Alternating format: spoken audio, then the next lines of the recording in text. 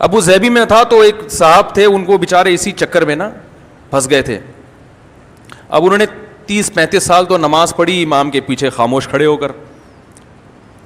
اب کوئی ان کو مل گیا, وہ بار بار یہی فاتحہ پڑھو فاتحہ پڑھو فاتحہ پڑھو. چھوڑ دو بھائی اس کو اپنے حال پہ یار, وہ کچھ اور کاموں میں لگاؤ, زنا کے خلاف, بے حیائی کے خلاف, یا مسجدوں کو نمازی ہوں کہ بھئی نمازی بنانے کی فکر کرتے ہیں, چاہے جس طرح سے بھی پڑھ لے, لیکن چلو نہیں جی اس طرح سے تو ہوتی نہیں ہے جس طرح سے تم پڑھ رہے ہو. تو انہوں نے مجھے پرچی لکھ کے دی, میں بہت بیزار آ گیا ہوں, میری 30-35 سال کی نمازیں ہوئی ہیں کہ نہیں ہوئی ہیں, آئندہ کیا کروں, کوئی حدیث ہے؟ تو میں نے وہیں بیٹھے بیٹھے مجھے حدیث یاد آ گئی. میں نے کہا رسول اللہ صلی اللہ علیہ وسلم نے ارشاد فرمایا انما جعل الامام لیتم بہ, صحیح مسلم کی حدیث ہے, امام کو امام اس لیے بنایا جاتا ہے کہ اس کی اقتداء کی جائے. فَإِذَا كَبَّرَ فَكَبِّرُوا, جب تکبیر کہے تو تکبیر کہو. وَإِذَا قَرَأَ فَأَنصِتُوا, جب قراءت شروع کرے تو خاموش ہو جاؤ. وَإِذَا قَالَ وَلَا الضَّالِّينَ, جب وَلَا الضَّالِّينَ کہے تو آمین کہو. وَإِذَا رَكَعَ فَارْكَعُوا, جب رکوع کرے تو رکوع کر لو. میں نے کہا دیکھو اس حدیث میں بتایا جا رہا ہے امام نے کیا کرنا ہے اور مقتدی نے کیا کرنا ہے, دونوں کے الگ الگ وظیفے. اس میں کہیں بھی نہیں ہے کہ اذا جب وہ فاتحہ پڑھے تو تم بھی کیا پڑھو, اگرچہ دوسری حدیث بھی ہے اس کے مخالف, لیکن یہ بھی تو ہے نا, صرف وہی والی نظر آ رہی ہے, یہ والی نہیں آ رہی.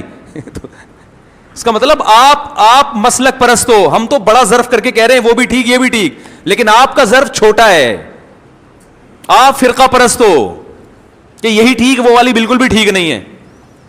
تو وہ بیچارہ پٹھان لڑکا تھا, سیدھا وہ حیران ہو گیا, کہہ رہے یار ایسا بھی ہے, کہہ رہے وہ جو حدیث آتا ہے کہ من لم یقرأ بفاتحۃ الکتاب لا صلاۃ لہ, جو فاتحہ نہیں پڑھتا اس کی نماز نہیں ہوتی. میں نے کہا یہ امام کے بارے میں ہے یا منفرد کے بارے میں ہے, کیونکہ جو مقتدی ہے نا, جب امام نے فاتحہ پڑھی تو گویا مقتدی نے پڑھ لی ہے, تو اس کو نہ پڑھنے والا کہہ ہی نہیں سکتے.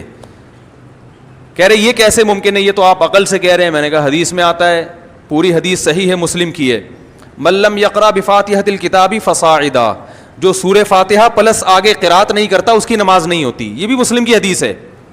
سمجھ میں آ رہی ہے بات؟ حدیث میں آتا ہے جو سورہ فاتحہ نہیں پڑھتا اور آگے قرات نہیں کرتا. تو میں نے کہا کیا امام کے پیچھے آپ سورہ فاتحہ کے علاوہ قرات کرتے ہو؟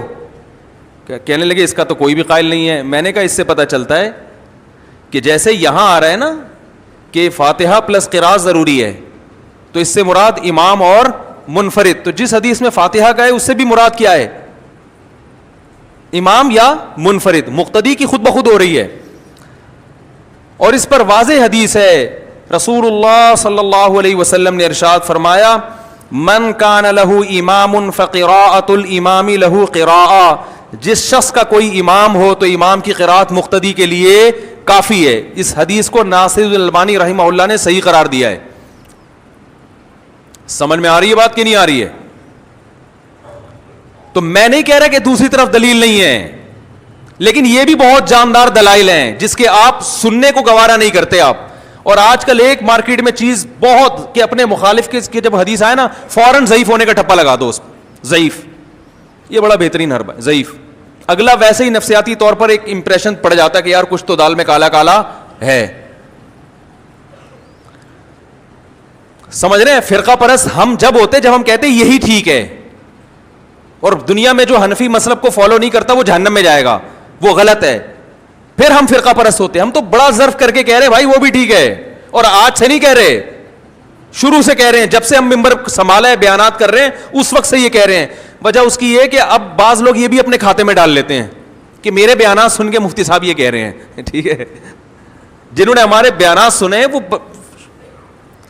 میں تو 14 سال کا تھا جب سے میں بیان کر رہا ہوں, اس وقت سے ہم یہی کہہ رہے ہیں.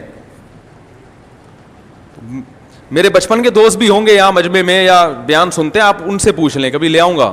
ورنہ بچپن کے دوست کو تو کبھی کسی سے ملانا نہیں چاہیے, آپ کو پتا ہے نا, وہ تو سارے راز جانتا ہے, ساری بدماشیاں ساری شرارتیں جانتا ہے, لیکن پھر بھی ہم ملانے کے لیے تیار ہیں.